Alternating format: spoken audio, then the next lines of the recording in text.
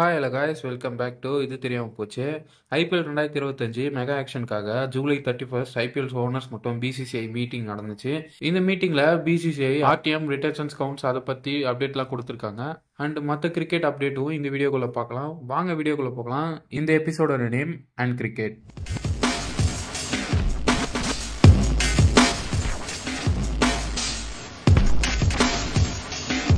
ஒரு வழியா IPL owners மற்றும் பிசிசிஐ மீட்டிங் ஜூலை 31 நல்லபடியாக நடந்து முடிஞ்சிருக்கு.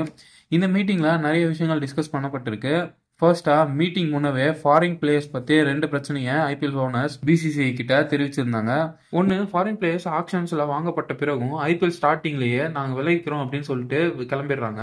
இந்த மாதிரி பிளேயர்ஸ் மேலாம் ஸ்ட்ரிக்டா ஆக்ஷன்ஸ் எடுக்கவும் முடிஞ்சா பேனும் பண்ண சொல்லி கேட்டிருக்காங்க. ஒரு சில ஃபாரின் பிளேயர்ஸ் எக்ஸ்ட்ரா மணிக்காக மெகா ஆக்ஷனை ஸ்கிப் பண்ணிட்டு மினி ஆக்ஷனில் கலந்துக்கிறாங்க. ஸோ இதையும் நீங்கள் பார்க்கணும் அப்படின்ட்டு சொல்லியிருக்காங்க.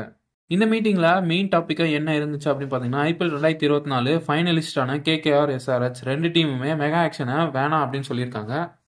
இவங்க 2 டீமுக்கும் மெயின் டார்கெட் என்ன இருக்கும் அப்படின்னு பாத்தீங்கன்னா, தற்போதைக்கு இருக்க எல்லா பிளேயர்ஸும் அவங்க தக்க வைக்க தான் பார்ப்பாங்க. ஸோ அதனால மெகா ஆக்ஷன் வேணாம் அப்படின்னு சொல்லியிருப்பாங்க. ஆனா பிசிசிஐயோட ரூல் என்ன அப்படின்னு பாத்தீங்கன்னா, எவ்ரி 3 இயர்ஸ்க்கு ஒரு மெகா ஆக்ஷன் இருக்கும் அப்படின்ட்டு சொல்லியிருக்காங்க.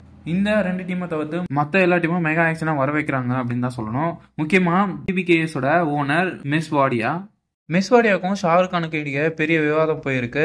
அது என்னன்னா, மெஸ்வாடியா மெகா ஆக்ஷன் வேணும்னு சொல்றதும் ஷாருக் கான் மெகா ஆக்ஷன் வேணாம்னு சொல்றதும். இதுல ஷாருக் கானோட பாயிண்ட் என்ன அப்படின்னு பாத்தீங்கன்னா, நான் கஷ்டப்பட்டு சப்போர்ட் ஸ்டாஃப்லாம் ஹையர் பண்ணி கப்பு ஜெயிச்சா நீங்க அப்படியே இந்தியா டீமுக்கு கூட்டு போறீங்க அப்படின்னு சொல்றாரு. ரிங்கு சிங், ஹர்ஷத் ராணா, வைபவ், சுயாஷ் சர்மா, அங்குஷ் ரகுவன்ஷி இந்த மாதிரியான இந்தியன் அன்காப்டு பிளேயர்ஸை நான் ஐபிஎல் ஸ்டார்ஸா மாத்தினேன். ஸோ அவங்களையும் மெகா ஆக்ஷன்ல வச்சு மற்ற டீமுக்கு எடுத்து கொடுத்துறீங்க. ஸோ இதெல்லாம் அன்ஃபேர் அப்படின்னு சொல்ல வராரு.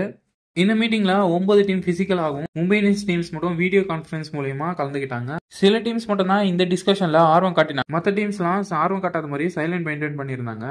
இந்த மீட்டிங்கோட முடிவு என்னதான் அப்படின்னு பாத்தீங்கன்னா, அதுக்கு பிசிசிஐ ஒரு பிரஸ் ரிலீஸ் பண்ணிருக்காங்க. அதுல என்ன இருக்கு அப்படின்னு பாத்தீங்கன்னா, 10 டீம் கூட நாங்க மீட்டிங் நடத்திருந்தோம். இதுல பிளேயர்ஸ் ரிட்டன்ஷன்ஸ், ரெகுலேஷன்ஸ், மர்ச்சன்ஸ், அப்புறம் கேம்ஸ், அதை பத்தின ஓனர்ஷிப்ஸ், அப்புறம் லைசன்ஸ் அந்த மாதிரியான விஷயங்களை டிஸ்கஷன் பண்ணிருந்தோம். இதெல்லாம் ஐபிஎல் கவர்னன்ஸ் கிட்ட கொண்டு போய் சேர்ப்போம். 1 or 2 weeks டைம்ஸ்ல இதுக்கான முடிவுல எடுக்கப்படும் அப்படின்னு சொல்லியிருக்காங்க. ஆர்டிஎம் மற்றும் ரிட்டன்ஷன்ஸ் அப்டேட் பத்தி தீவான அப்டேட் நம்மளுக்கு கிடைக்கலனாலும், டைம்ஸ் ஆஃப் இந்தியாவோட நம்பிக்கையான இன்சைடர் கொடுத்த தகவலின்படி 3+1+1 அந்த ரேஷியோல தான் ரிட்டன்ஷன்ஸ் மற்றும் ஆர்டிஎம் இருக்க போகுது அப்படின்னு சொல்லியிருக்காங்க. 3 கேப்டிவ் பிளேயர்ஸ் மற்றும் 1 அன்கேப்டிவ் பிளேயர்ஸ் 1 ஆர்டிஎம் கார்டு இருக்கும் அப்படின்னு சொல்லியிருக்காங்க. ஸோ இதுல எத்தனை ஃபாரின் பிளேயர்ஸ் இருக்கும் அப்படின்ட்டு மென்ஷன் பண்ணல அவரு. இதுதான் இப்போதைக்கான கரண்ட் அப்டேட் அப்படின்னு சொல்லியிருக்காரு.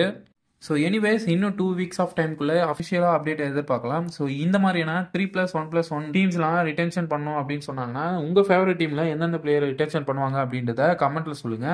நம்ம சேனலை நிறைய பேர் சப்ஸ்கிரைப் பண்ணாம பாக்குறீங்க அப்படின்னு யூடியூப் வீடியோ எங்களுக்கு போட்டு கொடுத்துருச்சு. ஸோ வீடியோ பாக்குறீங்கன்னா சப்ஸ்கிரைப் பண்ணிட்டு பாருங்க and like, comment, share. So